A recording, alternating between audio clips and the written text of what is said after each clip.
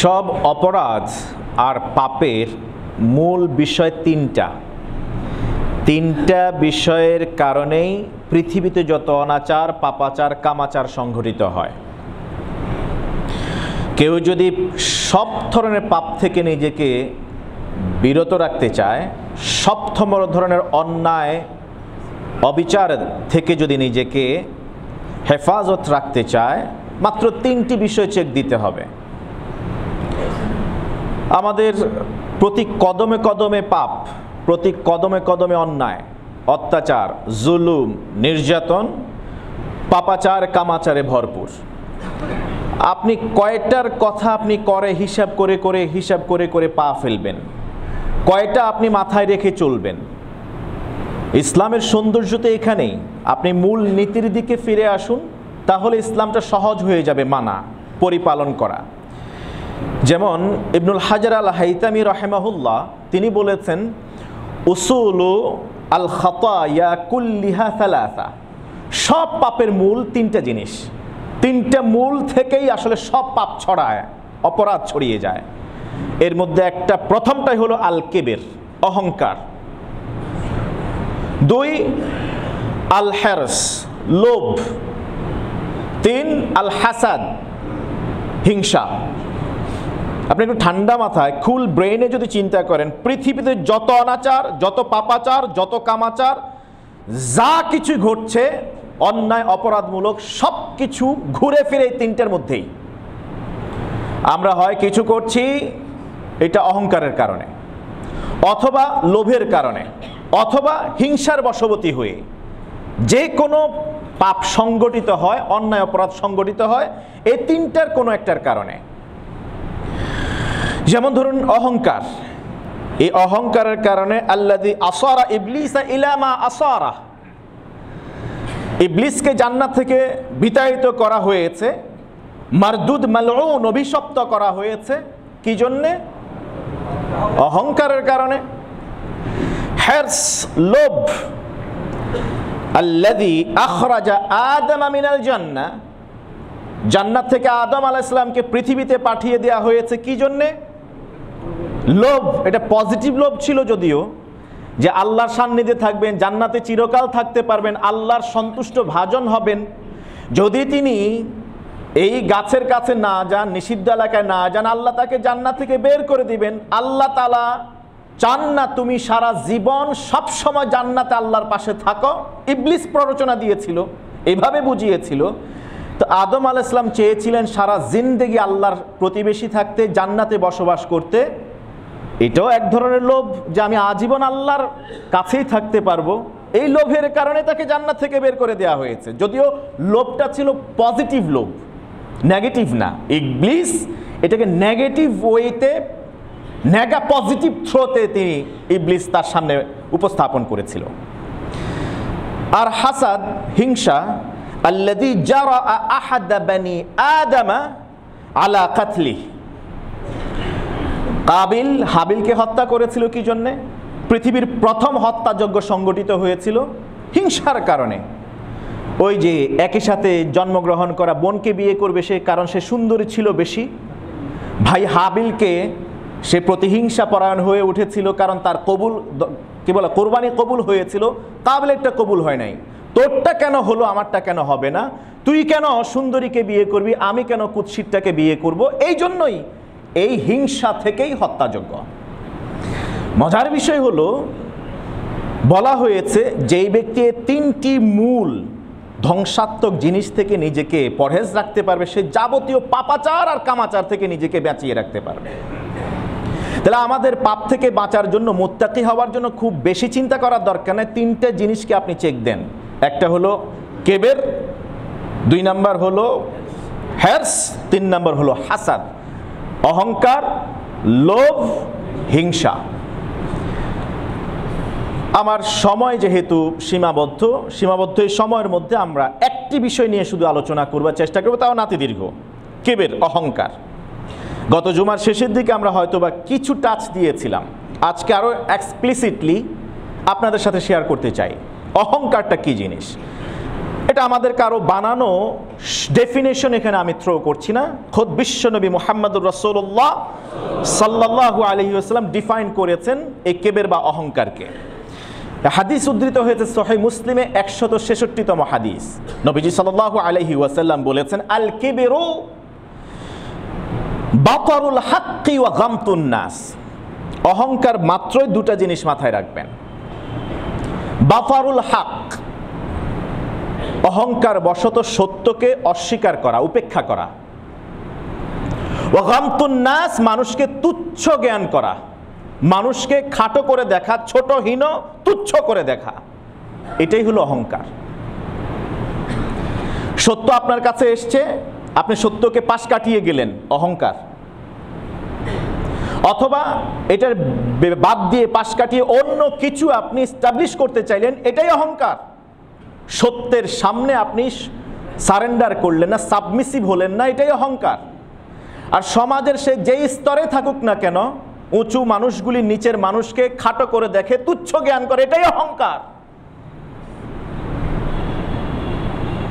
অহংকার এটা 3 ভাগে বিভক্ত। আলোচনার খাতিরে আমি ভাগের দিকে যাচ্ছি না, জাস্ট এক্সাম্পল দিয়ে আপনাদের সামনে শো করছি। অহংকার মাত্রই আমরা বলেছি দুটি জিনিস খেয়াল রাখা, একটা হলো সত্যকে পাশ কাটানো, উপেক্ষা করা অহংকার বশত, আর 2 নম্বর হলো মানুষকে দমিয়ে রাখা, মানুষকে তুচ্ছ জ্ঞান করা, তুচ্ছ তাচ্ছিল্য করা, অবজ্ঞা অবহেলা করা। এবার যদি আমরা একটু পূর্বের ইতিহাসের দিকে তাকাই, রিসেন্ট ইতিহাসের দিকে আমরা না যাই, পূর্বের ইতিহাস তাকাই। ফিরাউন সে বলেছিল, আনা রাব্বুকুমুল আলা, আমি তোমাদের সবচেয়ে বড় রব। নাউজুবিল্লাহ কবেন না। সবচেয়ে বড় রব কে? ফিরাউন কি এটা জানতো না? বলা হয়েছে, যদিও রেওয়ায়াতে দুর্বলতা আছে, রাতের গহীনে ওযু করে সে আল্লাহর দরবারে সিজদায় পড়ে থাকতো।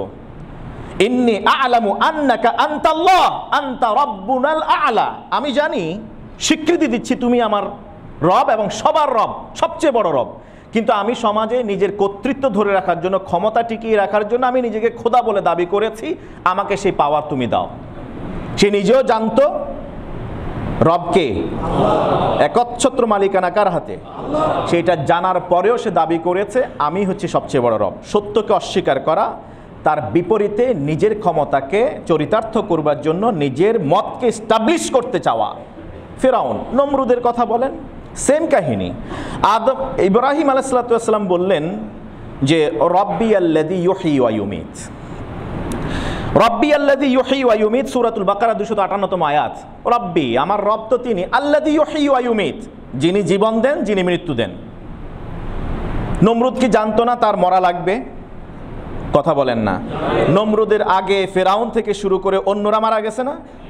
পৃথিবী থেকে বিদায় নিয়েছে, কেউ কি বেঁচে থাকতে পেরেছিল? সে ভালো করে জানতো জীবন মৃত্যু কার হাতে?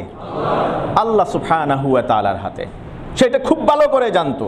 যখন ইব্রাহিম আলাইহিস সালাম দাবি করলেন রব্বি আল্লাযী ইউহয়ী ওয়া ইউমীত, আমার রব তো তিনি যিনি জীবন দেন, মৃত্যু দেন। নমরুদ সাথে সাথে কি বলল? আনা উহয়ী ওয়া উমীত, কি এর তোমার রব জীবন দেয় মৃত্যু দেয়? আমি জীবন দেই মৃত্যু দেই। সত্য জানার পরেও পাশ কাটিয়ে যাওয়া, নিজের ক্ষমতাকে চরিতার্থ করবার জন্য, এস্টাবলিশ করবার জন্য আরেকটা বলা, সামনে দাঁড় করিয়ে দেয়া, সত্য অস্বীকার করা। এক্সাম্পল দিলে শেষ হবে না, কোরআনের রন্ধ্রে রন্ধ্রে এক্সাম্পলগুলি আছে। এবার যদি আমরা একটু রাসূলদের সাথে কেমন আচরণ করেছিল, রাসূলদের সাথে কেমন আচরণ করেছিল, যে সত্য নবী জানা সত্ত্বেও তারা উপেক্ষা করেছিল, অস্বীকার করেছিল। তারা তাদের রব, তাদের বাবাকে যেভাবে চিনত সত্য বাবা, ঠিক তেমনি ভাবে নবীকেও চিনত যে তিনি সত্য নবী, তারপরে তারা অস্বীকার করত। ইয়ারিফুনাহু কামা ইয়ারিফুনা আবনাআহুম, তারা তাদের সন্তান যে এটা নিজের সন্তান এটা তো জানতো বাবা নিশ্চয়ই, এটা জানার পরেও যেভাবে করে সন্তানকে কাছে টেনে নেয়, আল্লাহ রসুল জানতো রাসূলুল্লাহ সাল্লাল্লাহু আলাইহি ওয়াসাল্লাম আল্লাহর প্রেরিত রাসূল, এরা জানার পরেও অস্বীকার করত। যেমন মূসা এবং হারুনকে দাওয়াত দিতে বলা হয়েছে, তারা দাওয়াত দিলেন যে তোমরা ঈমান আনয়ন করো কার উপর? আর আমরা প্রেরিত রাসূল, আমাদের উপর ঈমান আনয়ন করো। তখন তারা কি বলল? সূরাতুল মুমিনুনের 47তম আয়াতে উদ্ধৃত হয়েছে, তারা বলল আনুমিনু লিবাশারাইনি মিসলিনা, আমাদের মতো মানুষ এই দুইজনের উপরে কি আমরা ঈমান আনয়ন করব, রাসূল হিসেবে বিশ্বাস করতে বলো? ওয়া কাউমুহুমা লানা আবিদুন। আরে আশ্চর্য, কাদেরকে রাসূল হিসেবে মানতে আমাদেরকে বলতেছে, দাওয়াত দিচ্ছে, অথচ যারা মূসা এবং হারুন এদের বাপ দাদা 14 গোষ্ঠী আমাদের ঘরে কর্মচারী ছিল। ওয়া কাউমুহুমা লানা আবিদুন, তারা আমাদের দাস দাসী ছিল। ও দাস দাসীদের হাতে কি বায়াত হব, তাদের উপর ঈমান আনয়ন করব? কি বলে এসব কথা? এরা তো আমাদের মতো মানুষই। অস্বীকার করেছে, জানতো তারা রাসূল, তারপর অস্বীকার করেছে। বাতাউল হক, সত্যকে অস্বীকার করেছে। রাসূল করিম সাল্লাল্লাহু আলাইহি ওয়াসাল্লামকে যখন নবুয়ত দেওয়া হয়েছে, আল্লাহ রাসূল সাল্লাল্লাহু আলাইহি ওয়াসাল্লামকে যখন কোরআন দেওয়া হয়েছে, কাফের মুশরিকরা ঠিক সেম, তারা তো স্বীকৃতি দিয়েছিল যে না, এটা কোনো মানুষের রচিত গ্রন্থ নয়, মানব রচিত গ্রন্থ নয়, এটা লাইসা হাদা মিন কালামিল বাশার, এটা কোনো মানুষের কথা হতে পারে না। এটা কার কথা? আল্লাহর কথা। এবং রাসূল সাল্লাল্লাহু আলাইহি ওয়াসাল্লাম যে প্রকৃত নবী এবং রাসূল, ইতোপূর্বে ধর্মগ্রন্থগুলি জীবিত পণ্ডিতেরা পর্যন্ত, ইহুদি রাহবাই পর্যন্ত, তারা সবাই ডিক্লেয়ার করে গেছে, ভবিষ্যৎবাণী করে গিয়েছে। যাবতীয় আলামত দেখেও তারা বুঝতে পেরেছিল যে ইনি হচ্ছেন সর্বশেষ ও চূড়ান্ত নবী এবং রাসূল। জানার পরেও কি তারা মেনেছিল? তারা কি বলেছিল? লা ইয়ারজুনা লিকা লাউলা উনজিলা আলাইনা আল মালায়েকা। তো রাসূল পাঠাইবে, নবী কেন, মানুষ কেন? আমাদের ভাতিজা না, সবসময় দেখছি, বঞ্চিত অবস্থায় দেখেছি, আমরা লালন পালন করেছি, তো সে রাসূল হয় কি করে? নাউজুবিল্লাহ বলেন। লাউলা উনজিলা আলাইনাল মালায়েকা, যদি আমাদের কাছে একজন ফেরেশতা পাঠাইতো তাও তো মেনে নিতাম, যে আসমান থেকে ফেরেশতা আসবে রাসূল হিসেবে, এটা মেনে নিতাম। নবীকে নবী হিসেবে তারা মানতে চায় নাই, কারণ তিনি মানুষ ছিলেন, ওরাও মানুষ। তাই তিনি সত্য নবী হওয়া জানা সত্ত্বেও তারা মেনে নেয় নাই। লাউলা উনজিলা আলা রাজুলিম মিনাল কারিয়াতাইনি আযীম, কোরআনের আরেক জায়গায় বলা হয়েছে, কেন যদি নবী হইতে হয় আব্দুল্লাহর পুত্র মুহাম্মদ, কেন মক্কায় নেতাকে দেখলো না, তায়েফের নেতাকে দেখলো না, এরকম মহান দুইজনের কোনো একজনকে নবী বানাইতে পারলো না আল্লাহ তাআলা? এটা জানার পরেও সত্যকে অস্বীকার করেছে। যারা সত্যকে সত্য বলে গ্রহণ করেছে, আবু বকর সিদ্দিক রাদিয়াল্লাহু তাআলা যখন মেরাজ থেকে ফিরে এসে সংবাদ দেয়া হলো যে আমাকে তো নিয়ে যাওয়া হয়েছে, সবাই তো সুযোগ লুফে নিল যে না, এবার হয়তোবা দলচ্যুত করানো যাবে। আসলে কি করা গেছে? তিনি বললেন, আরে মেরাজে আমার নবী বলছে, আব্দুল্লাহর পুত্র মুহাম্মদ বলছেন সাল্লাল্লাহু আলাইহি ওয়াসাল্লাম, তিনি বলছেন মেরাজে নিয়ে গেছে, যদি সেটাই বলে থাকে সেটাই সত্য তিনি বলেছেন। সিদ্দিক আকবর হয়ে গেছেন। সত্যকে সত্য বলে স্বীকার করলে সে প্রকৃত মুমিন, আর সত্যকে অস্বীকার করা মানে হলো অহংকার, আর এই অহংকার শয়তানের চরিত্র। জান্নাত থেকে বের করে যত বড় আবেদ হোক না কেন জাহান্নামে দাখিল করবে। আমরা যদি এবার বলি দ্বিতীয় অংশটা নিয়ে, মানুষকে খাটো করে দেখা। এই যে রাসূলদেরকে খাটো করে দেখতো, কারণ তিনিও মানুষ ছিলেন। মালি হাদার রাসূল ইয়াকুলুত তাআম ওয়া ইয়ামশি ফিল আসওয়াক, এটা কেমন রাসূল রে ভাই? আমাদের মতোই তো দেখতে দেখা যায়, যিনি আমরা খাই তিনিও খান, আমরা হাঁটি তিনিও হাঁটেন, আমরা বাজারে তিনিও দেখি বাজারে যান, এটা আবার কেমন রাসূল হতে পারে? আমাদের 2 হাত তারও 2 হাত, আমাদের 2 চোখ তারও 2 চোখ, আমাদের পা 2টা উনারও পা 2টা, তার সব তো সেম। ইন্নামা আনা বাশারুম মিসলুকুম ইউহা ইলাইয়া আন্নামা ইলাহুকুম ইলাহুন ওয়াহিদ। তাদের দাবি লজিক্যাল ছিল যে আমাদের মতো দেখতে, এটা আবার রাসূল হয় কি করে? কিন্তু আসলে তো তিনি রাসূল ছিলেন, ঠিক কিনা বলেন? তারা অস্বীকার করেছিল, মানুষ হওয়াতে তুচ্ছ করেছিল, যে মানুষকে তুচ্ছ জ্ঞান করা, মানুষকে অবহেলা করা, অবজ্ঞা করা, খাটো করে দেখা, ছোট করে দেখা। এ তো আমাদের ঘরেই তো কাজ করতো, এর আবার রাসূল হিসেবে মানতে হবে নাকি?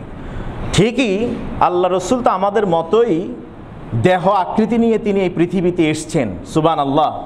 নবী ছিলেন তো আদম আলাইহিস সালামের আগেই, জন্মের আগেই। নবুয়তের আনুষ্ঠানিক বহির প্রকাশ হয়েছে 40 বছর বয়সে। তিনি এসছেন আমাদের কাছে।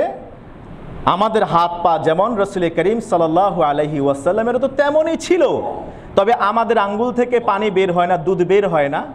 রাসূল করিম সাল্লাল্লাহু আলাইহি ওয়াসাল্লামের আঙ্গুল থেকে যখন প্রয়োজন হতো সুমিষ্ট সুপেয় পানি বের হতো, দুধের দরকার হলে দুধ বের হয়ে যেত। আঙ্গুল দিয়ে ইশারা করলে চন্দ্র দ্বিখণ্ডিত হয়ে যেত, যা আজও চন্দ্রের গায়ে সেই দাগ লেখা আছে।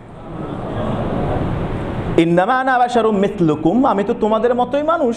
ইউহা ইলাইয়া, the difference between you and me, তোমাদের মাঝে আর আমার মাঝে পার্থক্যটা কি? ইউহা ইলাই, আমার উপরে ওহী হয়, তোমাদের উপরে ওহী আসে। এই ওহীর কারণেই তো আমি সব কিছু ইন অ্যাডভান্স জানে যাই, জানায় দেন কে? আল্লাহ সুবহানাহু ওয়া তাআলা। তোমরা কিছুই জানো না। আমি ঘুমাই, আমার চোখ সজাগ থাকে। আমি ঘুমাইলে আমার নতুন করে ওযু করা লাগে না, কারণ আমি ঘুমাই, আমার চোখ বন্ধ থাকে, অন্তর খোলা থাকে। সুবহানাল্লাহ। তোমরা ঘুমাও, তোমাদের ওযু করা লাগে। আল্লাহু আকবার। সত্য নবী রাসূল জানতেন, জানার পরেও তারা অস্বীকার করেছিল। সম্মানিত মুসল্লিয়ান কেরাম, ইবলিস কেন বিতাড়িত হলো? আদমকে খাটো করে দেখেছিল। কিন্তু 30,000 বছর ধরে জান্নাতের আমি সিকিউরিটি গার্ড ছিলাম, ফেরেশতাদের আমি নেতা ছিলাম। আমি লাম ইয়াসিল্লাহ তারফাতা আইন, আল্লাহ ঘোষণা দিয়েছেন মুহূর্ত সময় আমি আল্লাহর অবাধ্য হই নাই। আমাকে আল্লাহ এত হাজার হাজার বছর আগে সৃষ্টি করছেন, এত ইবাদত বন্দেগী আমি করেছি, মাত্র আদম জন্মগ্রহণ করলেন, মাত্র আদমকে আল্লাহ বানাইছেন, এখনই বলতেছে তাকে সিজদা করতে। ও তো মাটির তৈরি, আমাকে আগুন দিয়ে বানাইছে, আমি কেন তার কাছে মাথা নত করব? কেন তার কাছে ছোট হবে? এই যে মানুষকে ছোট করে দেখা, একজন আরেকজনকে অবহেলা অবজ্ঞা করা, এই জন্য বিগত বছরের হাজার হাজার বছরের সব ইবাদত বরবাদ করে দিয়েছেন কে? জীবনে তার কোনো দোয়া আল্লাহর কবুল করেন নাই। শুধু জান্নাত থেকে বের হওয়ার সাথে সাথে যে দোয়াগুলি সে করেছিল নেক আমলের ওসিলা দিয়ে, সেই দোয়াগুলি আল্লাহ কবুল করেছেন। যেমন বললেন, রাব্বি আনজিরনি ইলা ইয়াউমি ইউবআসুন। কোরআনে আল্লাহ বলছেন, ইবলিস জান্নাত থেকে বিতাড়িত হয়ে বলছে, আল্লাহ কিয়ামত পর্যন্ত হায়াত বাড়াইয়ে দাও। আল্লাহ বললেন, ইন্নাকা মিনাল মুনজারিন, যা তোর হায়াত বাড়াইয়ে দিলাম। এরপরে আমাকে মানুষকে সব কিছু সুশোভিত করে দেখানোর সুযোগ দাও, মানুষের পথে বাধা দেওয়ার সুযোগ দাও, শিরায় শিরায় ঢুকার সুযোগ দাও, দূর থেকে বক্ষে ওয়াসওয়াসা দিয়ে তাকে পাগল করে দেওয়ার সুযোগ দাও, পথভ্রষ্ট করার সুযোগ দাও, তার আশা জাগায় দেওয়ার সুযোগ দাও। এই দোয়াগুলি সে জান্নাত থেকে বিতাড়িত হওয়ার পরপরই করেছিল। আল্লাহ, এত বছর হাজার হাজার বছর তোমার গোলামি করছি, আমার ইবাদতগুলি কবুল হয়েছে, এই কবুলযোগ্য ইবাদতের ওসিলায় তোমার কাছে আমি দোয়া করি, আমার এই চাওয়াগুলি তুমি কবুল করে নাও। ওই দোয়াগুলি কবুল হওয়ার পর তার আর কোনো দোয়া কবুল হয়েছে? এই জন্য যারা অহংকার করে তারা জান্নাতে যেতে পারে না। যারা অহংকার করে মানুষের কাছে থাকতে পারে না। যারা অহংকার করে তাদের কোনো ইবাদত কবুল হয় না। যারা অহংকার করে তাদের পূর্বের যত কবুলযোগ্য ইবাদত আছে, সওয়াব আছে, সব বরবাদ করে দেন কে? অহংকার নিয়ে আমরা কথা বলছিলাম। অহংকার করার কয়েকটি কারণ আছে। কোরআন এবং সুন্নাহকে যদি আপনি রিসার্চ করেন, কয়েকটি মৌলিক কারণের মধ্যে একটি হলো সম্পদের আধিক্য। যাকে আল্লাহ সম্পদ একটু বেশি দিয়েছেন, তার অহংকারের ঠেলায় সমাজেও থাকা যায় না। কথা কয় না? ইভেন মসজিদেও পাশাপাশি দাঁড়াইতে চায় না। একই কাতারে আরেকজনকে রিকশাওয়ালাকে পাশে দেখতে চায় না। আছে কিনা? নাই? কাসরাতুল মাল, অহংকার করার কয়েকটি মৌলিক কারণের একটা হলো সম্পদের আধিক্য। সম্পদ বেশি হওয়া এটা দূষণীয় নয়। আধিক্য সম্পদের জোরেই আব্দুর রহমান ইবনে আউফ, ওসমান রাদিয়াল্লাহু ইবনে আফফান রাদিয়াল্লাহু তাআলা, এই দুইজন আশারায়ে মুবাশশারার শুভ সংবাদ পেয়েছিলেন জান্নাতের দুনিয়াতে থেকেই। সুবহানাল্লাহ। কিন্তু সেই সম্পদ যদি কারুনের চরিত্র ধারণ করায় দেয়, তাহলে ফাখাসাফনা বিহি মা ফিল আরদ, জমিনে যা কিছু আছে সব কিছু সহ ধসিয়ে দিবেন কে? সম্পদের বড়াই যারাই করে, এই পৃথিবীতে তাদের জীবদ্দশা আল্লাহ তাআলা সেই সম্পদ ছিনিয়ে নেন। মরে গেলেও তার যে অর্জিত সম্পদ তার চেয়ে লক্ষ কোটি গুণ বেশি ঋণ তার থেকে যায়, যেটা অনাদায়ী থেকে যায়। আর 1 টাকা যদি কারো ঋণ থেকে রেখে অনাদায়ী রেখে মারা যায়, আর এটা যদি পরিশোধের কোনো ব্যবস্থা না থাকে, তার জন্য জান্নাত হারাম হয়ে যায়। ইভেন সে যদি যুদ্ধের ময়দানে সম্মুখ সারিতে থেকে বহু কাফেরকে নিহত করেও যদি শহীদ হয় আর ঋণগ্রস্ত হয়ে যায়, আর ঋণ পরিশোধের যদি ব্যবস্থা করে না যায়, ওই ব্যক্তিও জান্নাতে, ওই শহীদও জান্নাতে যেতে পারবে না। সম্পদ আল্লাহ দিয়েছেন, সম্পদ দিয়ে আল্লাহ পরীক্ষা করেন। কেন সূরার ওই আয়াতের কথা ভুলে গেছেন? ইন্নাল্লাহা আশতারা মিনাল মুমিনিনা আনফুসাহুম ওয়া আমওয়ালাহুম বিআন্না লাহুমুল জান্নাহ। জান এবং মালের বিনিময়ে আল্লাহ তাআলা জান্নাত বান্দাকে দিবেন বলছেন, আল্লাহ জান্নাত দিবেন বলছে, বান্দা দুটা জিনিস দিবে। এটা হলো exchange system, give and take. আপনি আল্লাহর রাস্তায় জান দিবেন, আল্লাহর দেওয়া জান কি কেউ কেউরে দিতে পারে?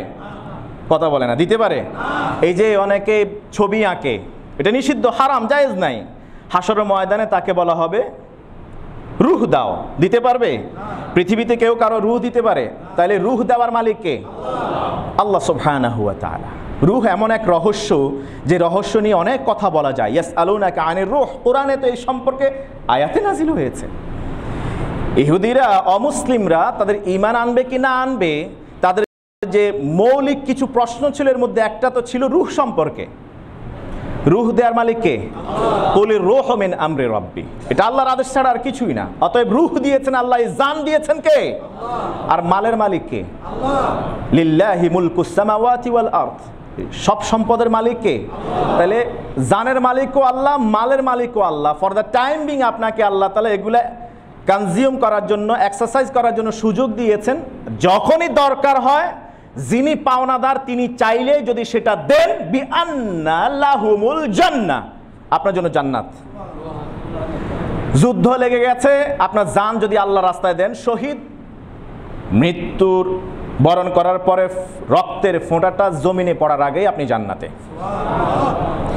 আপনি যদি সম্পদ আল্লাহর রাস্তায় দেন, যেমন তাবুকের যুদ্ধে সাহাবীরা দিয়েছেন, বদরের যুদ্ধে দিয়েছেন, এইসব যদি আপনি একটা টাকাও যদি আল্লাহর রাস্তায় দেন, আপনার এই সম্পদ থেকে, এই টাকার বিনিময়ে আল্লাহ তাআলা আপনাকে জান্নাত দিবেন। কারণ আল্লাহর সাথে এটা একটা চুক্তি, কন্ট্রাক্ট হয়ে গেছে যে আমার ইমানদার বান্দারা আমাকে দুটা জিনিস দিবে প্রয়োজন হলে। সবসময় প্রয়োজন হয় না। যেমন বাংলাদেশে এখনো পর্যন্ত কাফের মুশরিকের যুদ্ধ হয় নাই, হয়েছে কি?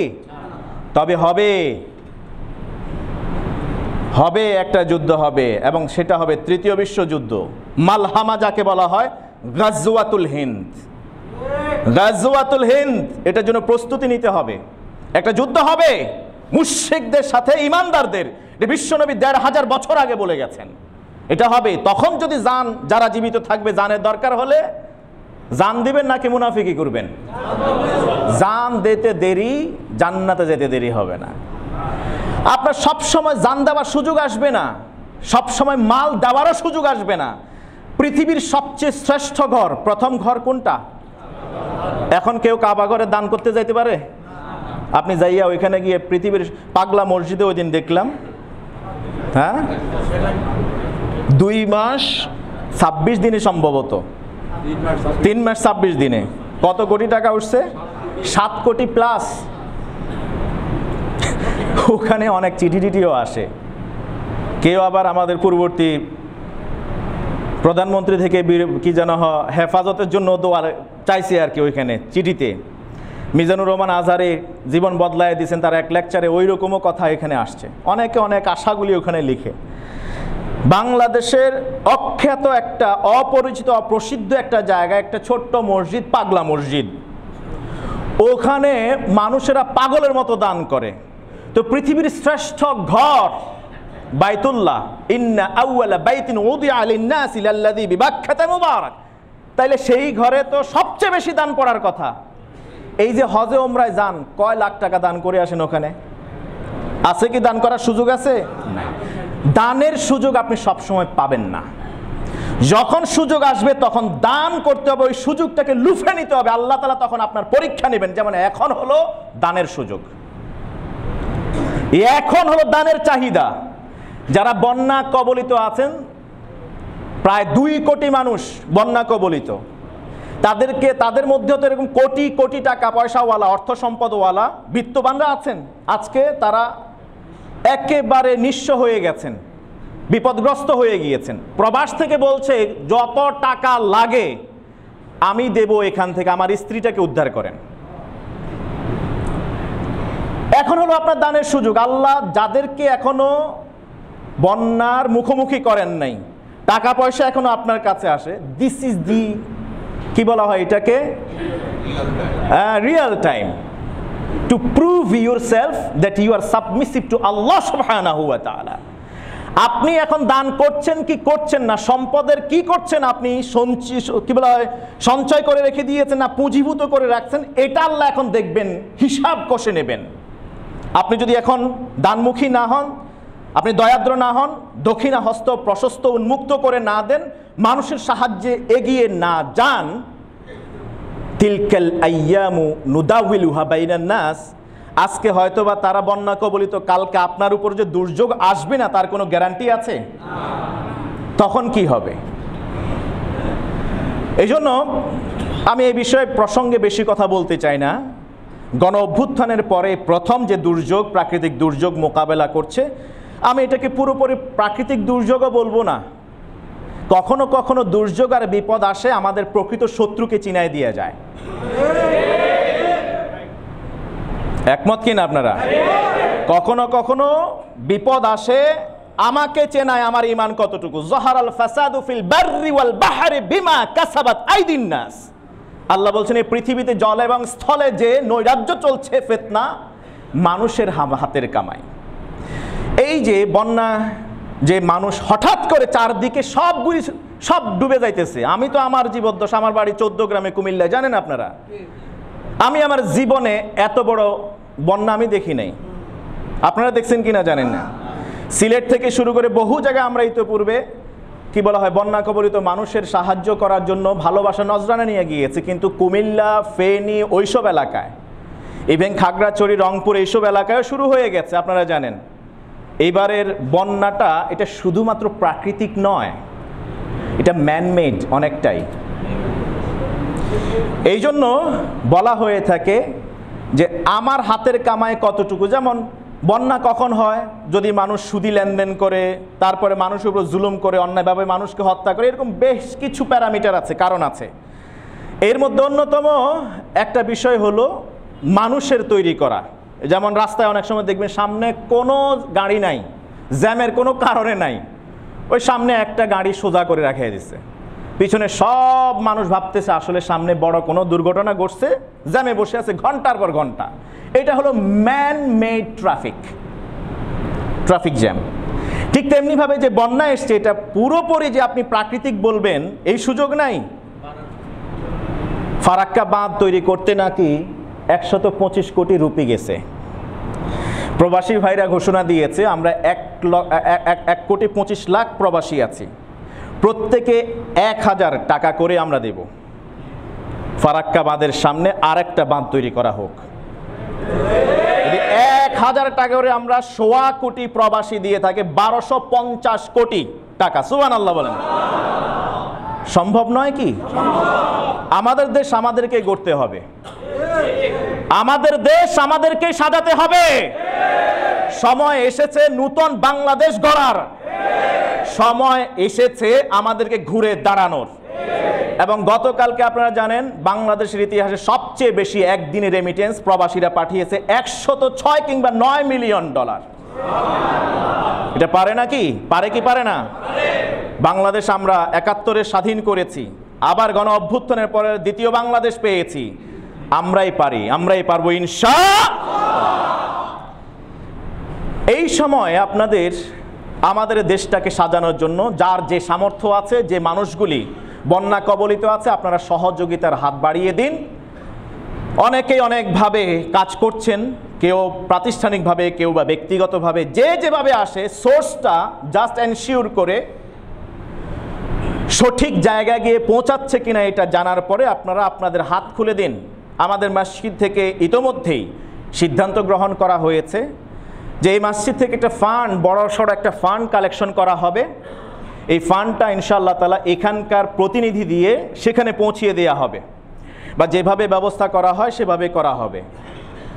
মসজিদের বর্তমান যারা কর্ণধার আছেন তারা দায়িত্ব নিয়েছেন, ঘোষণা করতে বলেছেন যে গত কয়েকদিন ধরে অনেকে বিচ্ছিন্নভাবে এখানে সাহায্য সহযোগিতা চাইতে আসছেন।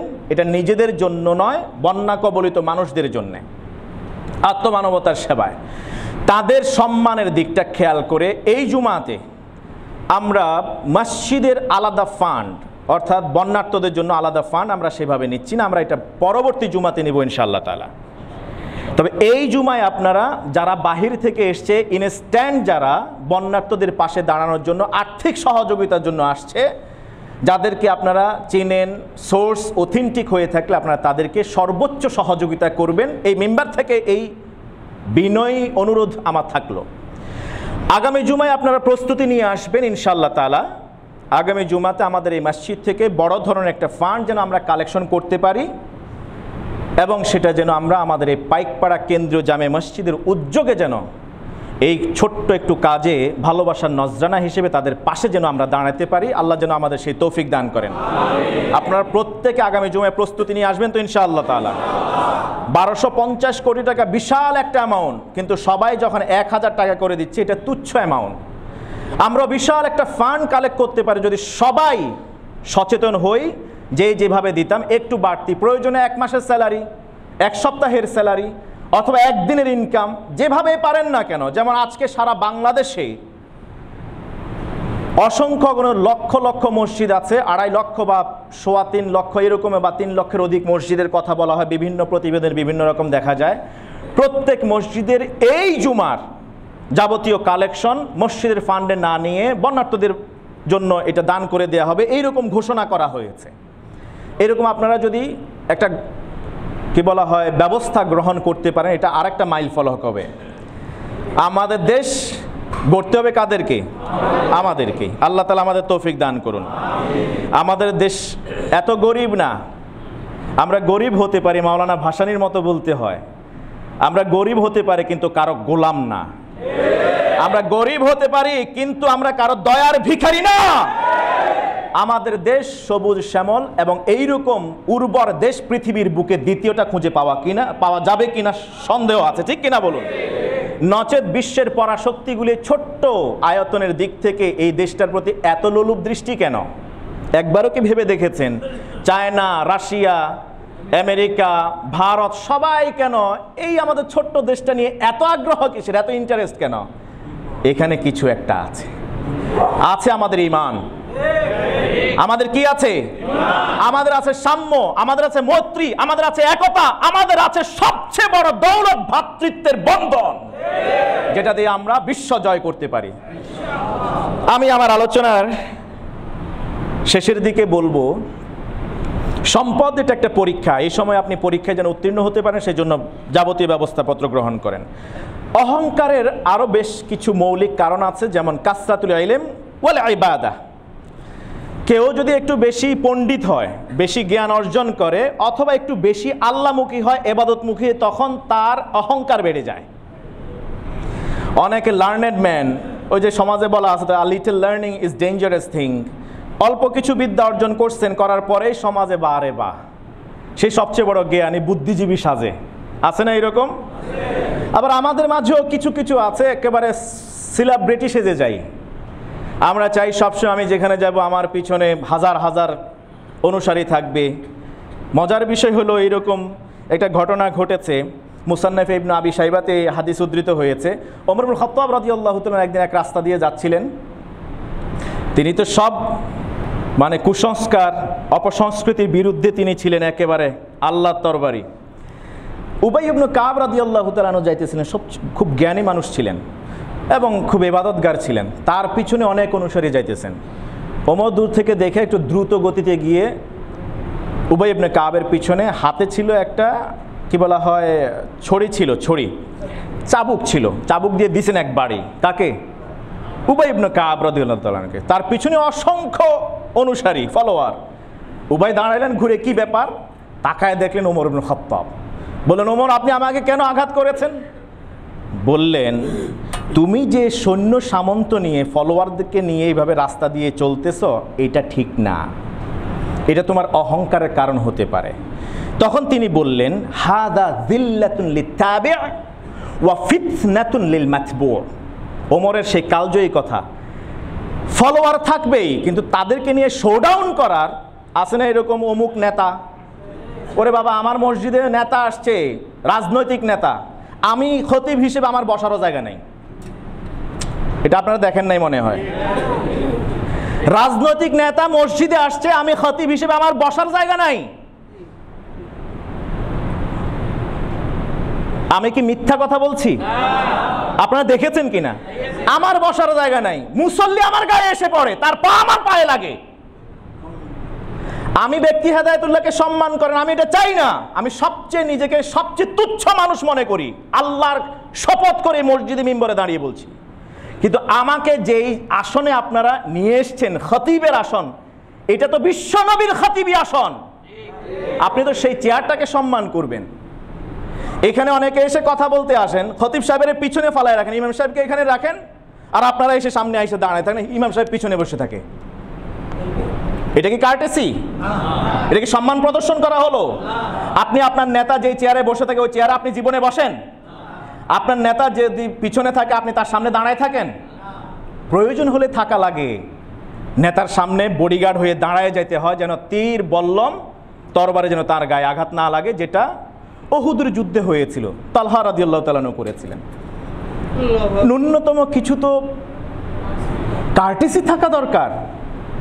আপনি যেখানে নেতা সেখানে তো আমি গিয়ে আপনার চেয়ারটাই বসি না, বসা হয়? আপনি যদি রাজনৈতিক নেতা হন সেখানে গিয়ে আমি বসি, নাকি ইমামকে নিয়ে ওখানে বসান? চেয়ারে থাকে না ওখানে ইমামের। মজার বিষয় হলো, দেখেন কতটা লজ্জিত এই জাতি, কতটা লাঞ্ছনার বঞ্চনার বিষয়। ইমাম সাহেবকে হায়ার করে নিয়ে যায়, দাওয়াতের পর দাওয়াত আসাই লাগবে, মাগার মুনাজাতের সময় ইমামের একটা চেয়ার নাই। ইমামের দাঁড় করায় রাখে, মাইকটা হাতে দিয়ে রাখা, সবাই চেয়ারে বসে আছে, ইমাম সাহেব দাঁড়াইয়া দোয়া করতেছেন। এই ঘটনা কি ঘটে না? এই ঘটনা ঘটে। এটা একদিক থেকে যেমনি ভাবে খারাপ, অন্য দিক থেকে নিজেকে জাহির করার জন্য দলবল নিয়ে এভাবে সেলিব্রিটি সেজে বের হওয়া, এটাও অনুচিত। যদি আজকেও খলিফা ওমর থাকতেন তাহলে সবগুলোরে পিটাইয়া সাইজ করতেন। এখন তো সেলিব্রিটি শায়েখের অভাব নাই। আল্লাহ আমাদেরকে হেফাজত করুন। কোনো একদিন সুযোগ পাইলে কোরআন সুন্নাহর আলোকে এই বিষয়ে কথা বলবো ইনশাআল্লাহ তাআলা। তৃতীয় যে মৌলিক কারণ অহংকার, সেটা হলো কেউ নিজের বংশমর্যাদা নিয়ে গৌরব গর্ব করে। বংশমর্যাদা, আমি অমুক বংশের তমুক বংশের। হ্যাঁ, কখনো কখনো বংশমর্যাদাটা প্রয়োজন হয়, যেমন বিয়ের ক্ষেত্রে, যেমন রাজনৈতিক ক্ষেত্রে, যেমন নেতৃত্বের ক্ষেত্রে। এগুলি শরিয়া সমর্থিত। যেমন ধরেন নবীজি সাল্লাল্লাহু আলাইহি ওয়াসাল্লাম বিয়ের ক্ষেত্রে বললেন আনামিন নিকাহ, আমি বৈবাহিক সূত্রে আমার জন্ম হয়েছে। সুবহানাল্লাহ বলেন, এটা বংশীয়। আনামিন কুরাইশ, আমার বংশ কুরাইশ, এটা বৈবাহিক সূত্রে প্রয়োজন। রাজনৈতিক ক্ষেত্রে এটা প্রয়োজন। রাসূল করিম সাল্লাল্লাহু আলাইহি ওয়াসাল্লাম যুদ্ধের ময়দানেও নিজের পরিচয় দিতেন ওই সময়। সেটা কি? হুনাইনের যুদ্ধে যখন চারদিক থেকে আল্লাহ রসুল অবরুদ্ধ হয়ে গেলেন, তখন আল্লাহ রসুল আওয়াজ তুলে তিনি বললেন, আনা নাবিয়্যুন লা কাযিব, আনা ইবনু আব্দুল মুত্তালিব। আমি এমন নবী যে নবী জীবনে একটা মিথ্যা কথা বলি নাই। সুবহানাল্লাহ বলেন। আমি নবী তো আব্দুল মুত্তালিবের নাতি, নিজের বংশীয় পরিচয় দিয়েছেন। সুবহানাল্লাহ। তখন আবু মুসা আশারি বললেন, আল্লাহ রসুলকে ওই দিন যে ব্যাঘ্রের আকৃতিতে দেখেছি, এটা ইতিপূর্বে আর দেখি নাই আমি, যখন তিনি এই কথাগুলি বলছিলেন। নবীজি সাল্লাল্লাহু আলাইহি ওয়াসাল্লাম বললেন, নেতৃত্ব, নেতা নির্বাচনের ক্ষেত্রে তিনি বললেন, আল আইম্মাতু মিন কুরাইশ, নেতা হবে তো কুরাইশ বংশ থেকে। সুবহানাল্লাহ বলেন। নেতার নেতৃত্ব নির্বাচনের ক্ষেত্রে কিছু কি বলা হয়, গুণ থাকা দরকার, ক্যারেক্টারিস্টিক্স থাকা দরকার। আপনাদের কি মনে আছে, আমি এই মসজিদে পরপর দুটি খুতবা দিয়েছি, আলোচনা করেছি যুবকদের নেতৃত্ব নিয়ে। মনে আছে আপনাদের? আমাদের অনেকেই প্রশ্ন তুলছেন, হুজুর এই সময় যুবকদের নেতৃত্ব নিয়ে কেন কথা বলে? এটা বেশি দিন হয় না, 6 মাস 7 মাস আগে হয়তোবা বলেছি। যুবকদের নেতৃত্ব নিয়ে 2 জুমা নিয়ে কথা বলেছি। অনেকে অনেক কথা বলছিলেন। আমাদের মুরব্বী শ্রেণীর যারা কমিটিতে ছিলেন অনেকেই বলছিলেন যে আমরা তো সবাই মুরব্বী, তাহলে কি হুজুরকে চাইতেছে আমাদেরকে সরাইয়ে দিতে? না, ইসলামের যে আমাদের দায়িত্বটা হলো ইসলামের সৌন্দর্যগুলি সবার সামনে তুলে ধরা, সুন্দরভাবে একটা সমাজকে পরিচালনা করা। আমাদের যে দায়িত্ব দেওয়া হয়েছে সেই দায়িত্বের জন্য আমরা পালন করতে পারি, এই জন্য এই কথাগুলি তুলে ধরা। দেখেন 6-7 মাস পরে কিন্তু বাংলাদেশে যে বিপ্লব হয়েছে সেটা যুবকদের হাত ধরেই হয়েছে, তরুণদের হাত ধরেই হয়েছে। এই জন্য বিশ্বনবী সাল্লাল্লাহু আলাইহি ওয়াসাল্লাম যুবকদের ব্যাপারে বলেছিলেন, ইসলাম তো পেয়েছি আমরা যুবকদের হাত ধরেই। যদি যুবকরা না থাকতো ইসলামও থাকতো না। সুবহানাল্লাহ বলেন। আজকের যারা যুবক, আজকের তরুণ প্রজন্ম, তারা পরবর্তীতে এই সমাজকে, রাষ্ট্রকে লিড দেবে ইনশাআল্লাহ।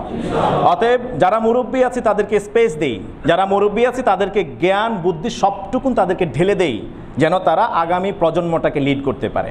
আল্লাহ তৌফিক দান করুন।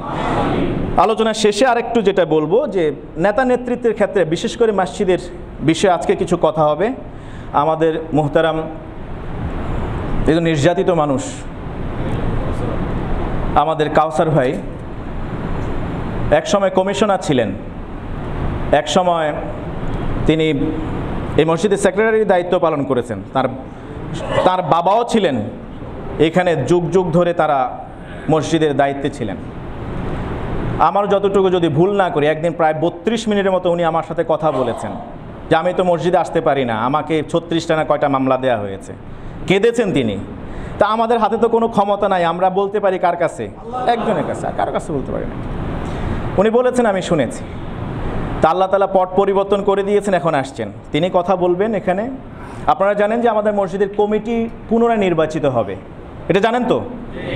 ইতিপূর্বে কিন্তু 2 জুমাতে বলা হয়েছিল, কমিটির মেয়াদ শেষ হয়ে গেছে। আজকে আমাদের ঢাকা বিশ্ববিদ্যালয়ের অন্যতম উজ্জ্বল নক্ষত্র, আমাদের ওস্তাদ তুল্য প্রফেসর ডক্টর কুতবুল ইসলাম নোমানী হাফেজাহুল্লাহ, তিনিও এখানে থাকবেন, যে আগামী নির্বাচন কেন্দ্রিক কিছু কথা বলবেন। আপনারা ধৈর্য সহকারে বলবেন। তবে খতিব হিসেবে আমার যে দায়িত্ব, যে বিষয়টুকু আপনাদের নলেজে আমি দিতে চাই, আগামী অ্যাডহক কমিটি হোক, নির্বাচন কমিশনের কমিটি হোক, কিংবা আগামী পূর্ণাঙ্গ কমিটি হোক, সবার ক্ষেত্রে এই কথাগুলি প্রযোজ্য।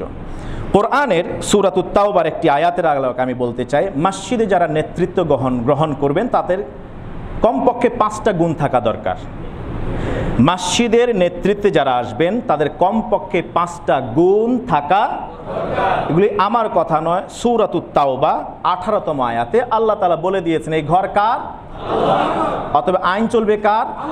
আমি হেদায়েতুল্লাহর কথা আপনারা গ্রহণ করবেন না যদি কোরআন সুন্নাহর বাইরে যায়।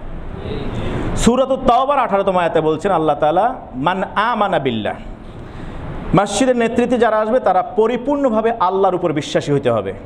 কোনো মুনাফিক, কোনো নাস্তিক, কোনো মুশরিক মসজিদের সভাপতি, চেয়ারম্যান হতে পারে না। ওয়াল ইয়াউমিল আখির, পরকালের জবাবদিহিতার মুখোমুখি হতে হবে, এটা বিশ্বাস করে। আমরা পরকালের জবাবদিহিতা করতে হবে, এটা যারা ভুলে যায়, তাই তো পৃথিবীতে এই নৈরাজ্য হয়। মনে করি এখানে যা করতেছি তাই, আর কারো হিসাব দেওয়া লাগবে না। দ্বিতীয় গুণ হলো পরকালের জবাবদিহিতার মুখোমুখি হতে হবে, এটা বিশ্বাস করা। এই লোককে মসজিদে কমিটিতে জায়গা দেওয়া যায়। তৃতীয় গুণ আকামাস সালাহ, সালাত প্রতিষ্ঠাকারী হতে হবে। শুধু সালাত আদায়কারী হবে না, বরং সমাজে সালাত প্রতিষ্ঠার কাজে অগ্রণী ভূমিকা রাখবে। ওই বাড়িতে, ওই ফ্ল্যাটে ওনারা অনুদান দেয়, মাসিক চাঁদা দেয়, কিন্তু ফজরের সময় আসে না, আপনি শুধু চাঁদাটাই নিলেন, মুসল্লি বানাইতে পারলেন না। এই কমিটি দিয়ে লাভ নাই। আপনি খালি টাকাটাই চিনলেন, আপনার ভাইকে জান্নাতে যে নিয়ে যাওয়ার জন্য আপনি ব্যবস্থা করলেন না। আকামাস সালাহ, সালাত প্রতিষ্ঠাকারী হইতে হবে। আমাদের কাউসার ভাই সুন্দর করে বলেছেন, ন্যূনতম জুমার মসজিদে জুমার খতিব হইতে হবে, কিংবা জুমার মুসল্লি হইতে হবে। কারণ সপ্তাহে এক একজন এক এক জায়গায় যায়, বহু দূর দূরান্ত, ময়মনসিংহ থেকে, বহু জায়গা থেকে এই মসজিদে মুসল্লিরা আসে। আলহামদুলিল্লাহ বলেন। অন্তত জুমার মুসল্লি হইতে হবে, আর এলাকা থাকলে 5 জায়গা মুসল্লি হইতে হবে। আকামাস সালাহ ওয়া আতাজ যাকাত, কোটি কোটি টাকার মালিক মাগার যাকাত দেয় না, আছে না এরকম? যাকাত আদায়কারী হইতে হবে। ওয়ালাম ইয়াখশা ইল্লাল্লাহ, যে কোনো হুকুম এখানে চালু করবে, আইন বাস্তবায়ন করতে গিয়ে আল্লাহ ছাড়া কাউকে ভয় পাবে না। কোনো নেতাকে নয়, কোনো মন্ত্রীকে নয়, কোনো এমপিকে নয়। এই মসজিদ কার? এই মসজিদ কার?